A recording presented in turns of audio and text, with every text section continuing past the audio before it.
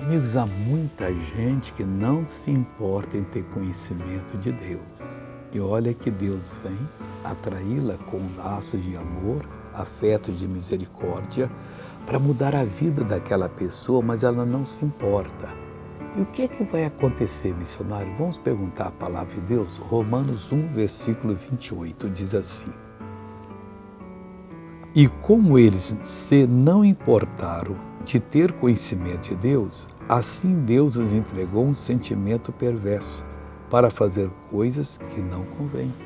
Toda pessoa que está fazendo coisas que não convém, está agindo em contrário à natureza, foi entregue por Deus porque não procurou conhecer a Deus no seu conhecimento, ter um conhecimento de Deus. O que ele faz? Pede a Deus isso para mudar de vida.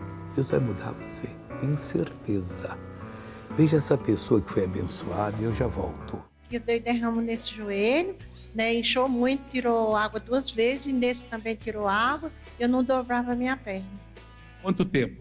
Tem mais de 6 anos, 5 a 6 anos. 6 anos. Como é que você andava com essa perna dura? Dificuldade, né? Assim, mas eu andava tudo. Agora, anda normal agora. Acabou. 6 anos, glória a Deus. Agora eu quero orar com você. Pai, eu clamo a Ti por esta vida que hoje entendeu que tem que se importar em ter conhecimento do Senhor e não do mundo. O conhecimento do mundo é bom, a Deus, por causa das palavras que existem, para que a gente não fique assim na mão deles. Mas o melhor é ter conhecimento do Senhor. E essa pessoa está orando, eu oro com ela agora e mando todo mal sair.